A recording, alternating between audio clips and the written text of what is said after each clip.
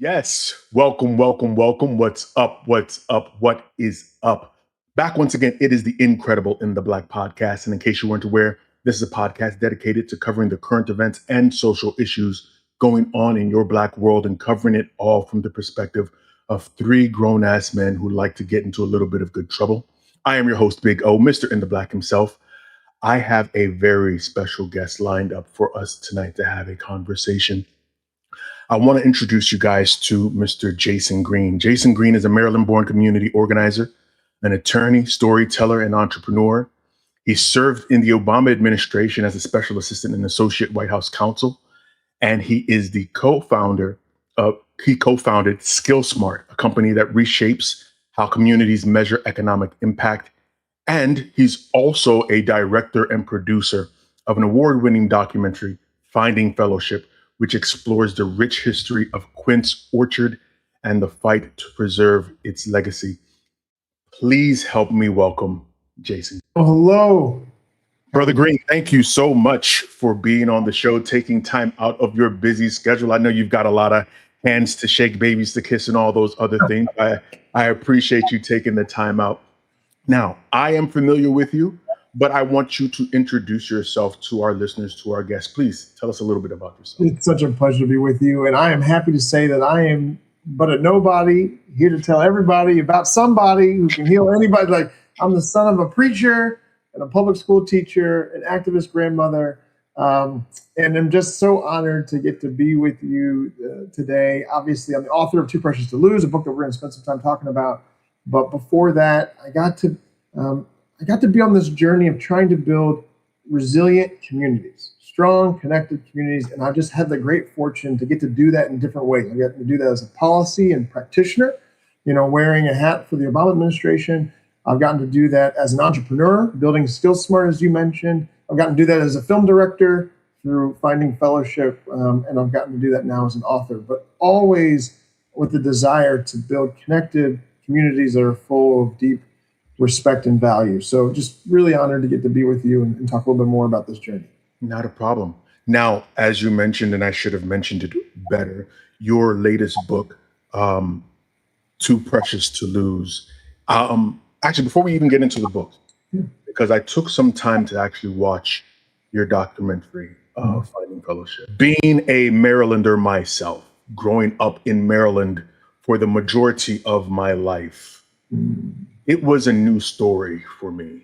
And I didn't think being here as long as I've been here that you could find any new stories. So before we get into your book, I gotta ask you, is Too Precious to Lose a follow-up to your film, or is it like a love letter to the film? Because at least that's the feeling I'm getting. So please. What I didn't want to write was the sort of book guide, the how-to for the documentary. Right? So, Too Precious to Lose, as you suggest, it deals with the same kind of core kernels of fact that Finding Fellowship did. So the backstory, which we'll get into, I was in the Obama administration. I left to spend some time with my grandmother. She helped me understand a story that I didn't know, right? I'm a progeny of this place, of this family, and yet I didn't know that history either, brother. So don't be too hard on yourself. And so she unlocked that history for me. I was so moved by it that I ended up doing the documentary, and even that was me stumbling over backwards in the wilderness to sort of pull that together. But something happened, right? So George Floyd was murdered in May of 2020. The whole world watched, myself included. I didn't have distractions to kind of busy myself away as I had every other time some Black men have been murdered. And so I had to sit with that. And I had to sit with the role that I had played as a proselytizer of community. I had been out evangelizing, an acolyte, right, of community, the community that my family had talked about, the community that I had inherited, the community that I had tried to go and build as an Obama organizer. And after George Floyd, I had to wrestle with the question of, well, how do you build community in a country that doesn't always want you? So Too Precious to Lose is really my interrogation of this, right? So I've learned the history in Finding Fellowship, and Too Precious to Lose forces me to ask the question, how do I feel about that? Being the inheritor of that history, being the inheritor of community's decision to merge, being now an acolyte of pluralism. And so I come to the conclusion, as that this idea, this desire to build something better and more resilient is too precious to lose. But I kind of had to go through the paces. And so the book is me going through those paces. Of all the times to become not just a creative, but a historian during the pandemic, because the film was launched in 2022, and I'm assuming you started the research prior to 2022. What did not only the pandemic's impact have on you, but I guess going through this journey of family, of self, of community during the pandemic do to you? Yeah, I start the book with this phrase from Dr. King. Right? Dr. King's last work in 1967 was, "Where do we go from here, chaos or community?" And the thing about the pandemic was it was so hard to be in community. It was so hard to be present, right? We were isolating. And then in the rare moments where we could be together, we rarely were in community, right? Like you see us in the supermarket where we're hoarding toilet paper, all our necessary items. Like it was just this very trying time. In many respects, I'd say we failed the pandemic from a community rating. And so it was a very grating experience for someone who would describe myself as a community organizer. And it really just shined very bright or made raw kind of who we are, what we need. The reason why I start with that Dr. King quote is because I think it's very relevant also to where we are today. People feel like we are in these chaotic moments, right? So in the pandemic, certainly, the chaos that existed there. And what I find is that people kind of are reaching for control. So they feel like the opposite of chaos is control. I can control, my four corners, or my house.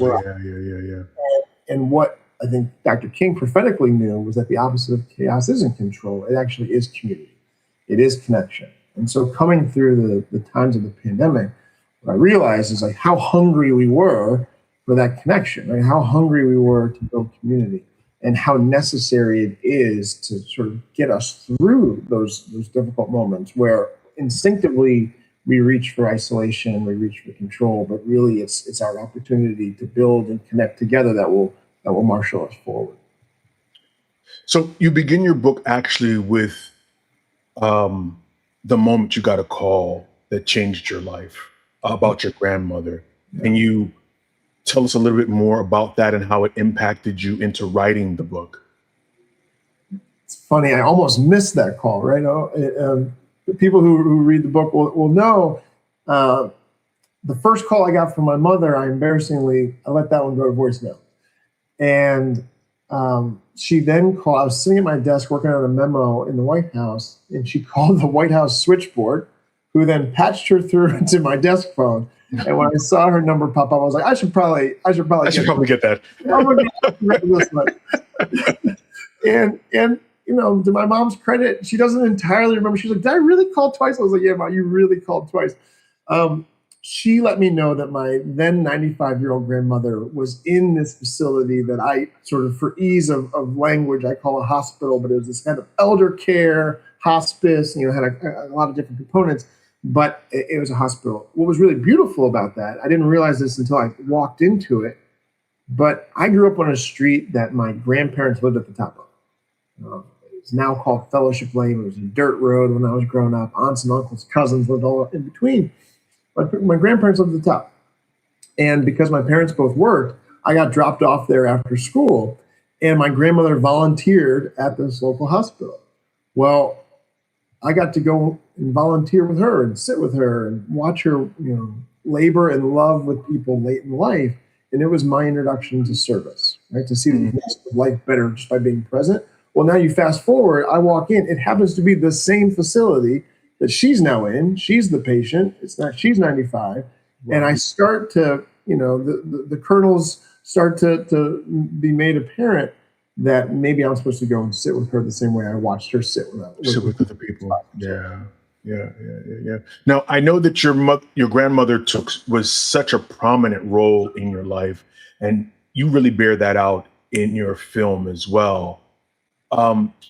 there's an explanation or breakdown of how Quince Orchard was almost wiped off the map, for lack of a better description. But I want to make sure people know how vivid and how serious it is. How how did how does an entire community get removed from history, or removed from the bigger picture, for lack of another description? How does that happen? Well, it's really interesting. I mean, you can appreciate your knowledge and experience in Maryland. When people tell the Montgomery County story, it's rarely a black story, right? And so if you go back to Reconstruction, right after the Civil War ended, a third of Montgomery County's population was black. And of that population, there's like a less than a quarter were actually already free before emancipation came in 1864. So there was a pretty large population of black folk, and particularly in Upper Montgomery County, which is where our story is taking place. So this is Quince Orchard, Maryland. It's when I grew up, it was called Gaithersburg, and now if you were to go to that zip code, it'd be called North Potomac. So it's gone through these. It's gone through its iterations, right? As communities do. You can see, Rockville right now is fighting with North Bethesda. Like, what is our name? And yeah. Gets to decide, and what makes what are the values and what's the identity? Like, those are the questions.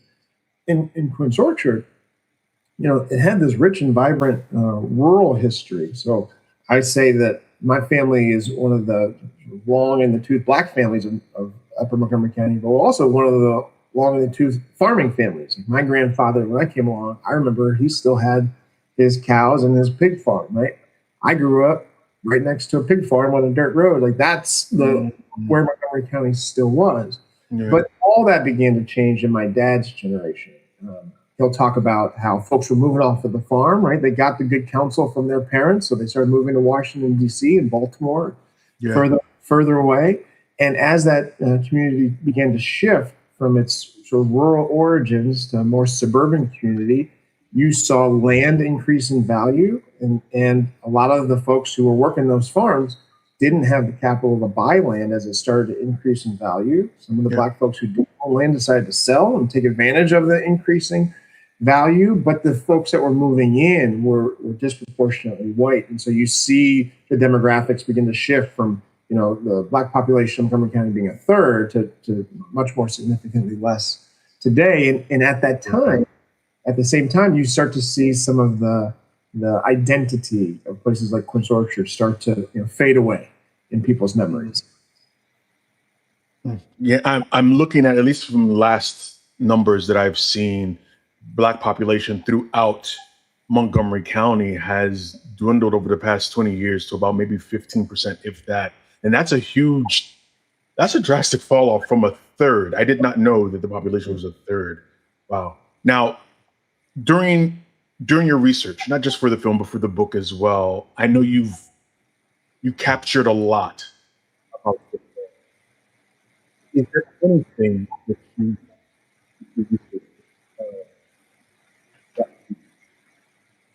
I don't want to say shaky, but that made an awakening in you? Like, wow, this is part of my destiny, part of my faith, part of my lineage.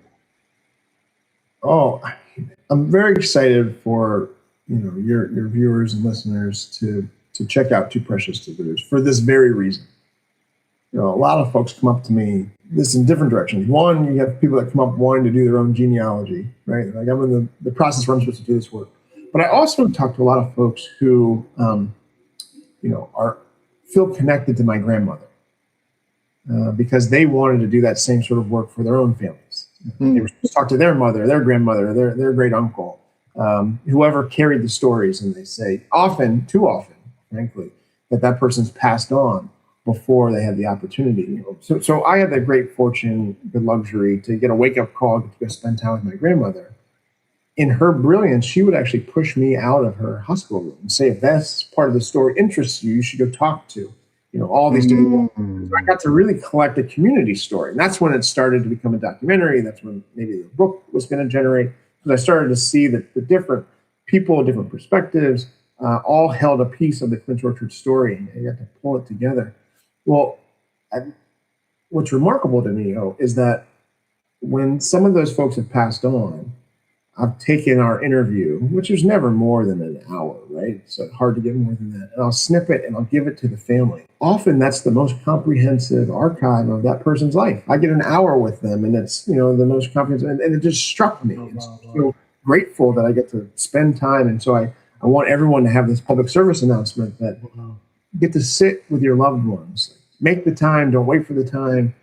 Yeah. Not just because it'll fill in the gaps of history, but it'll make you better. This experience has made me better. I'm a better ancestor. I'm a better descendant. I'm a better member of my community because I've collected and tried to wrestle with people's stories that I agreed with. I've tried to wrestle with people's stories that I disagree with. So that was all an aha. And the other answer to your question is Maryland has this pretty amazing archival records. If you go down to the archives in Annapolis, there's just an amazing team. And I was able to take our story back a couple of generations with their help in a way that I did not expect. I expected, us to have a slave story. I expected it to be in the Deep South. Yeah. Maybe Montgomery, Alabama. I did not expect it to be Montgomery County, Maryland. And all of it kind of was like a mime epiphany to see that history exist in the community where we had grown up. But I'm so grateful that those resources were there. Yeah, it's hard to remind people. Sometimes it's difficult to remind people that Maryland is the state before the nation dixon. So we're still pretty much part of the South. So all of those attributes and stereotypes that come with the South. Right, all intents and purposes, right? Yeah. Exactly. Now, your research, how did it change your understanding of your family and who your family was? I mean, we all grow up thinking that we come from one thing. And I think that picture tends to change as we gain life experiences. So you now have the added benefit of being able to be a historian of your family. So how did that research change your understanding of your family? Well, one component piece, we talk about this community of Quince Orchard, right? And I didn't know that Quince Orchard ever existed as a place. So there's this sort of geographic and genealogical research that overlaps, which is really powerful. So as I'm learning about a place, Quince Orchard, that my grandmother loved and my father loved, I get to learn that my family also played a foundational role in the establishment of that place, which is really powerful. So I learn about my great-great-grandparents, Gary and Matilda Green, who always appeared in the family reunion narrative, right? Gary Green was an aspiring carpenter and Matilda Green was a homemaker, and they met and they had 12 children, right? Like there was this beautiful narrative, but when you think about when that's happening, Gary's born in 1830 and Matilda's born in 1832, and you say, well, what's going on here? And exactly what was their lot and how did they live? And so to then unearth that they were enslaved in Montgomery County, enslaved in two different places, but were able to travel that distance to preserve and maintain a marriage and to have a progeny of children, right? And then after emancipation, to then pool their resources together, $54 with them and other members of the community to buy 3 acres of land to establish the schoolhouse, the cemetery plot, the church, the social hall, right? The anchors of the Black community. Yeah. I mean, I've always considered myself a community builder. And I'm like, oh no, I actually am a descendant of true community builders, right? These are people who built the spaces for the entire life cycle of the Black community. And so there's a deep resonance to that, but it also helps me just understand their story, what they were able to overcome. It gives me strength, gives me authority to understand that they were able to, in a time when I probably wouldn't want to be reaching communally, they were able to buy that land, 3 acres, establish those institutions from which we still reap benefits 158 years later. Now, in your film and in the book, you talk about the merger of one of the last Black churches in the community with 2 white churches. Can you delve into that a little bit and tell us about the impact that had on you as you started to research that? Yeah, let me put you in my grandmother's hospital room with me. So you can imagine me sitting at her bedside, and she's telling me about that church that her great-grandparents, right? My great-great-grandparents helped found in 1868. So you can imagine all of the amounts of identity that were wrapped up into that building. And for 100 years, it was sort of the center of life. And you can appreciate that church wasn't just for Sundays, right? My grandmother talks about being there every day. They would come back. It was the center of social life in addition to religious life. And it was the community center. And so as we talked about the evolution that was happening in this community where Black folk were moving off of the farm, well, that church no longer had the population base to sustain itself. So my grandmother's explaining that one of the alternatives that they were discussing was merging their church with two local white congregations. And we just talked about the sort of peculiarity of Maryland, given the Mason-Dixon line. And it sort of holds true in this instance, right? Both of these white churches, one was northern and one was southern. So the fact that you had a Black Methodist Episcopal Church, a Methodist Episcopal Church north, and a Methodist Episcopal Church south is indicative of Maryland's peculiarities. Yeah. So one night, my grandmother talks about the congregation, the Black church, sort of all coming together in that 100-year-old building to figure out their future. Middle of this debate, as they're trying to figure out, do they go in this direction? Do they stay the course? Do they go in that direction? They get the news that Dr. King has been assassinated in Memphis, Tennessee, right? And so I'm listening to all this. And my presumption is that, okay, any idea, any concept, any potential for this merger is now off of the table. Yeah. And my grandmother working her way up to her crescendo moment, and I interrupt and say, well, those churches, they didn't merge, did they? You know, she looked at me and she was like, you dummy. Like, of course those churches merged because you've been to the merged church. She's like, right? I was baptized in the merged church. I grew up. But what was so crazy about that, being in her room, was that somehow in the polarization of politics or the reality of the world in which we live, I didn't see it. Like, I didn't see the potential for those three churches to say yes. I sort of assumed that people would push away from the table after King was assassinated and be like, nah, I'm good here. You know, this is too hard. This is too much. Not right now. Let's go slower. And I never had to think about the fact that someone had to create Fairhaven. Right? I just showed up. I played with the multicolored friends that were there. I went to the Sunday school with the different folks. I sang in the gospel choir, rang the handbells, but I never had to think that, like, my grandmother and Miss Howard and Miss Blair, that they were radicals in 1968 trying to make all of this actually come to fruition. You've since had an opportunity to dedicate your life to service. And even after leaving government, you've continued that work. There's a certain brand of person that does that. Many would label them as leaders because you have to have some thought process of leading to be able to say, okay, I'm going to not only give of myself, but give of the betterment for other people. So how did your presence in this church and I guess your grandmother's molding help to build that person that you are, that leadership quality that you have? I appreciate that. I don't know that that's entirely true, but I'll take it and I'll graciously thank you. You know, I would say that my father's a preacher, mother's a teacher, my grandmother's a community activist, and I grew up on a street named Fellowship. Like, I didn't have a choice. I was just doing it from the beginning. But I love that you pull my grandmother into it because it takes me back into the room that she used to take me to when I was 5 years old. Right, I was a reluctant volunteer, and the part that moved me the most to get into those rooms was just the fact that my grandmother was there. But there were rooms I didn't want to go into. They smelled funny. They were dark. You know, I knew people in there were really hurting. And so I remember going to my grandmother at one point, and I said, "What do you want me to do? I'm 5 years old. Like, I can't help these people."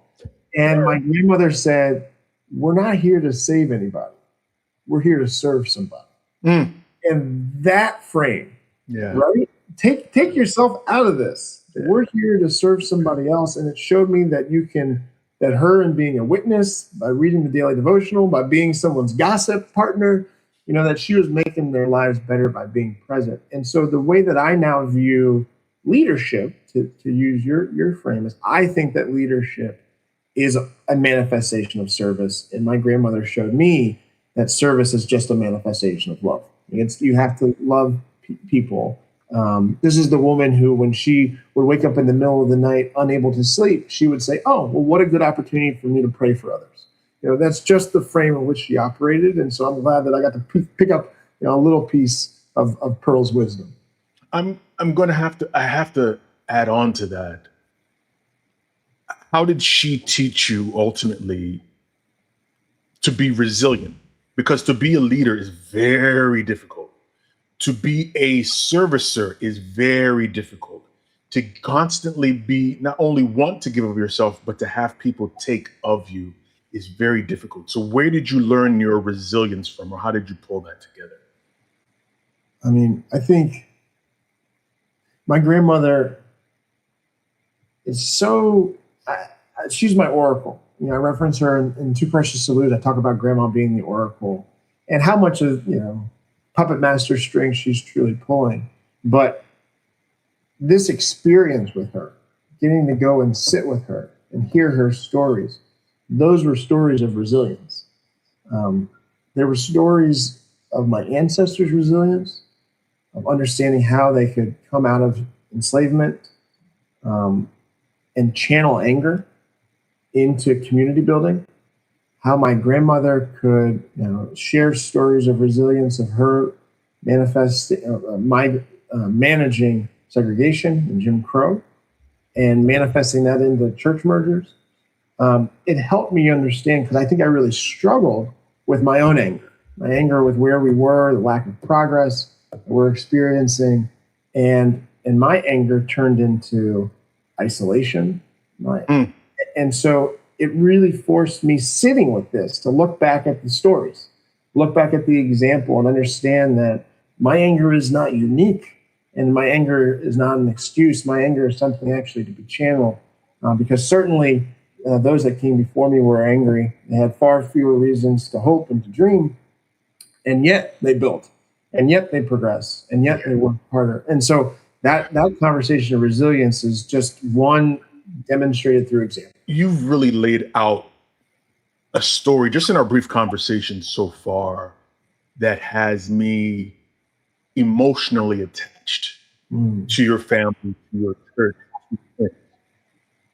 When did you realize that this story that you were unearthing was going to be something that others might want to do with? That's such a powerful question. It's interesting because part of my motivation, I have to be honest, was guilt.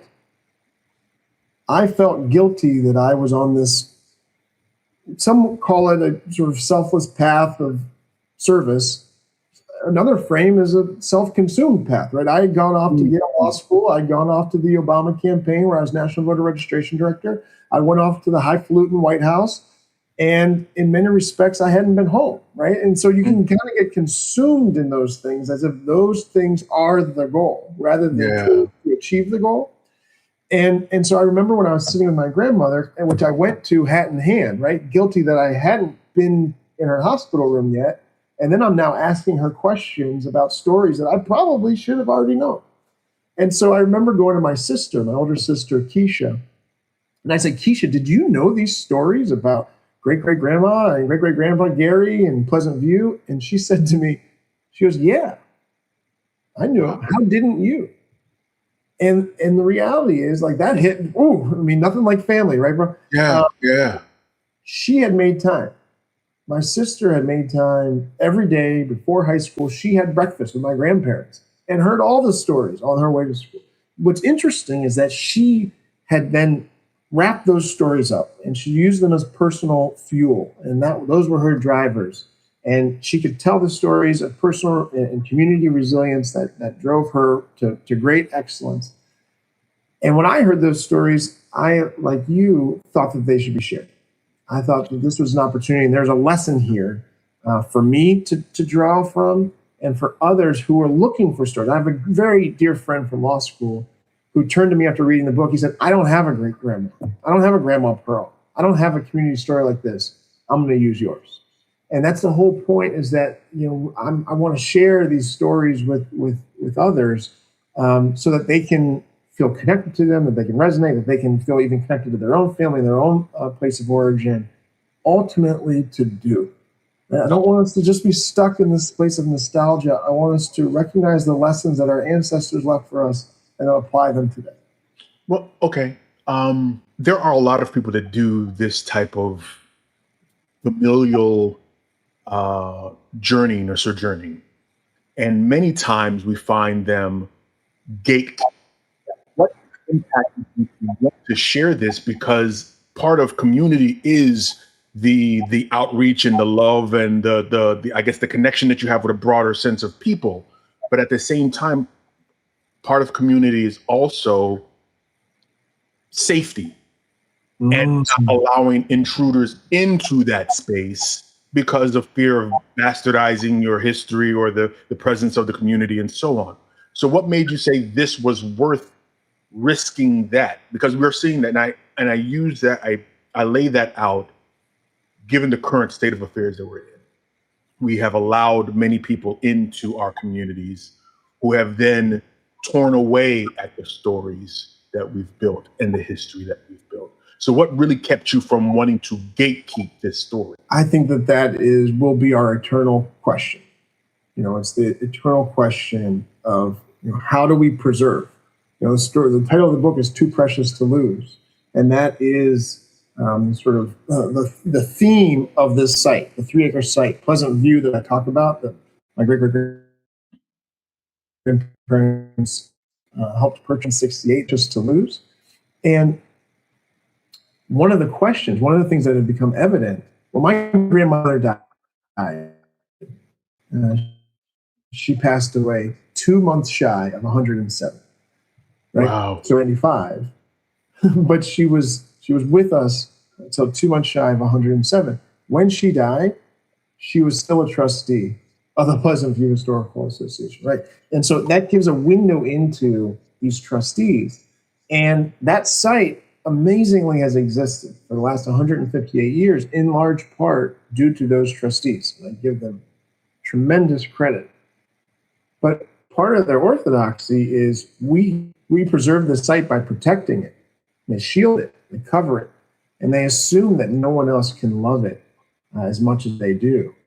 And I think that we're at a point right now, as you say, these sites, this history, it's all under existential threat.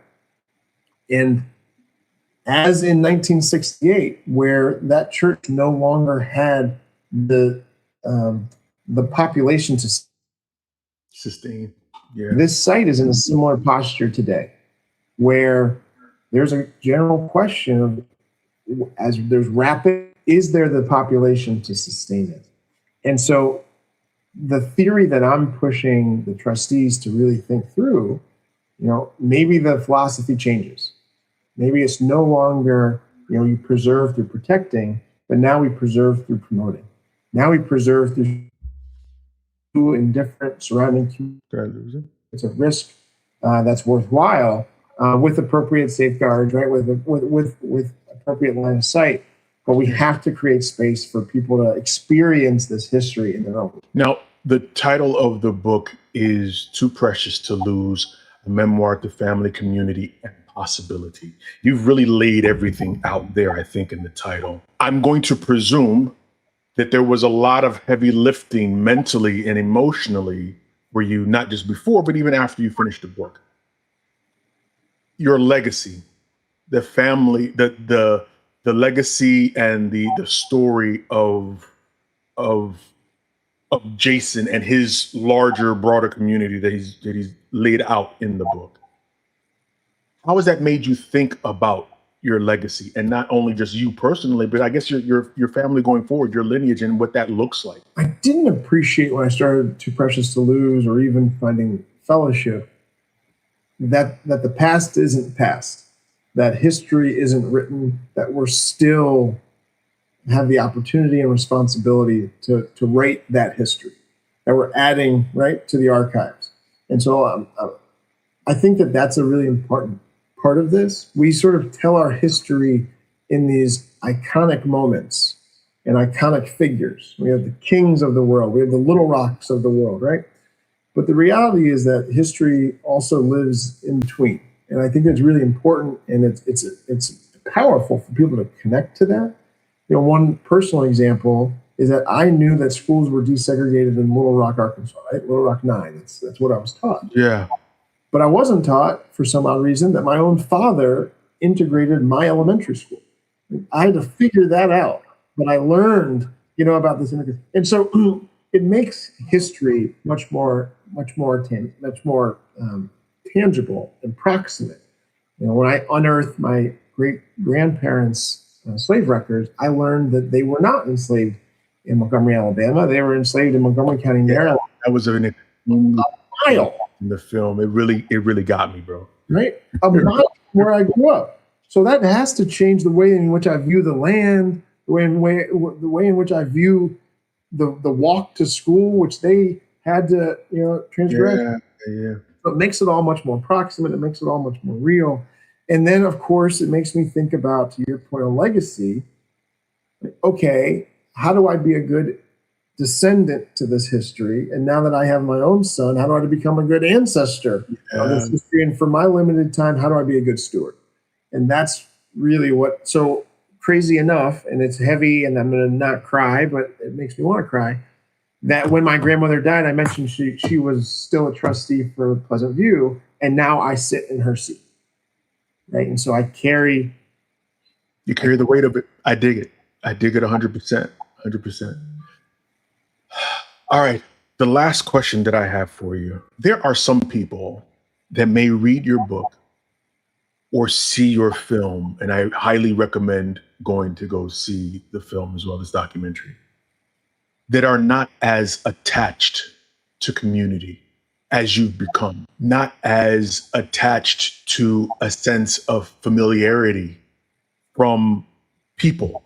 They don't have that network, that support group that love them, or the outward appearance of love that you might have been able to display through your book and through the film.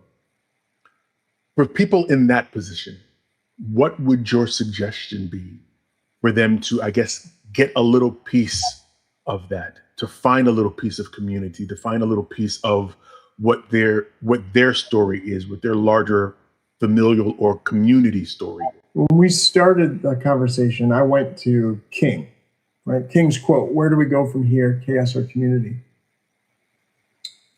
Part of the reason why I wanted to write this book, ultimately, after I did that, I had to sit with it, right? I had to write this book for me. I had to write this book because I needed to be reminded of an example of community. I feel like we have a lot of examples of chaos. Right? Majority of examples that people are able to consume right now are of chaos. Yeah. So I wanted to put something in the ledger, right? So enter some evidence into the court of community, and to show that community isn't perfect, right? I remember hearing chatter when I first released my documentary, and people said, you can have that sort of a church merger in a community where there is no history of slavery and there is no history of segregation. I said, well, that means I have to show you that there was a history of slavery, that there was a history of segregation, that there was a history of racial terror, and it wasn't the absence of those things, but in their presence, that they still decided to choose a new and different future. I also would hear chatter like, your family's perfect and there's no, tension. Okay, well, let me tell you about how my grandparents' siblings sued each other. Let me tell you about the dynamics between me and my uncle. Let me tell you about my uncertainty and how I, otherized my cousin. And so just to really use our story to say, we're not perfect. We don't have a perfect example of community, but ultimately it's the best argument I can come up with, right? People talk about this idea selflessly, that I want community because it's a selfless act. That's not true. I want community because it's a selfish act. I want community because I see my nephews going up and down Fellowship Lane, the old street that I used to walk up and down, and I want them to be protected. I want them to be safe. And I know that I can't buy enough guns, and I know I can't build enough tall fences or dig enough moats to make them safe. And so the only way for me to make sure that my nephews are cared about is for me to care about your nephews, for you to care about your kids, and for us to, establish some degree of connectivity, and that will lead to some degree of shared values, and that leads to some degree of trust. And so ultimately, when I think about community, it's really expanding this circle of to whom am I responsible? And if I can get people to expand that circle a little bit more, I think that will be a little bit better. And ultimately, I want people to do it out of self-interest, because I want your life to be exactly as you want it to be, and the only way that we can achieve those things is if we do it together. Yeah. I know that I said that that was going to be the last question, but I got one more question for you. As someone who has now dedicated their life to building and expanding community, and we've talked about it briefly here already, that is a very tough task. How do you wake up in the morning and say that you still have the energy, the passion, the care? Because sometimes it's hard to care. Sometimes you see what's going on in community and you can't understand why we are where we are. And I think the easiest thing is just to throw your hands up and say, forget it. I don't want to be a part of it. I tried to fix it and listen, I'm done. Where do you get that passion or that desire to continue to want to build and expand community? That feeling of exhaustion, I deeply connect to, and deeply resonates with me. For those that read the book, when you pick up Too Precious to Lose, maybe turn to the back, maybe go to chapter 21, and you'll see me exhausted with the state of the world, with the murder of George Floyd, throwing up my hands. And almost instinctively, what happens is I end up back at Pleasant View, and I'm looking out over this legacy of hope, right? It's 150 years of cemeteries dating back to the 1860s. And it's receipts. It's people who dream these incredible dreams, who invested in a future that I benefit from. My grandmother tells this story. I was, a skeptical Washington lawyer. And my grandmother's talking about how my great-great-grandparents, with $54 buy 3 acres of land to build this schoolhouse. And I'm like, what are you talking about? 1868, like that is a terrible idea. That is drawing attention. Like, there's so many other ways that you could go about doing this. And my grandmother stops me short. She's like, Jason, there was no public education for Black children. Like, there weren't all these other options. Your great-great-grandparents and those other men and women looked around their community. They saw a need. They took action because they were doers, and doers do. And it was like this unlock for me. It was the most profound, simple sentence that, like, unlike the me's who would prognosticate and, what if and risk mitigate, there are people who are like, no, bro. Like, if we don't build this schoolhouse, these kids will not have an education. And they didn't have to say, in 158 years from now, maybe one of our kids is going to become chief resident or lawyer or whatever.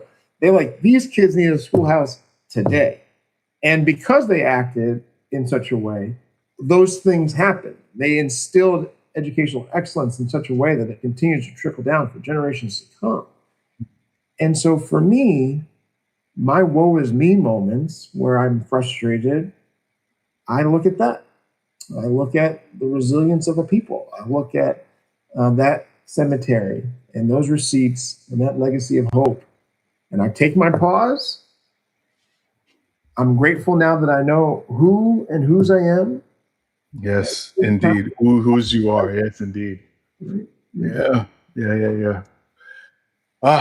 Brother Jason Green, thank you so much for taking the time out once again. Please, for our listeners, for our viewers, if they would dare to find you, please tell them how they can find you. Oh, I would love to be in conversation. This is the thing, like, I want to be in dialogue with your listeners. Please go to jasongreenbook.com. You can get my website, access to the book, and you can follow me on social. Instagram, Jason Gerard Green is my handle. And I'm just so appreciative of the time and honored to get to have this conversation with you. Thank you. Once again, Jason Green, the director and producer of Finding Fellowship, the author of Too Precious to Lose, a memoir of family, community, and possibility. I thank you once again for joining me.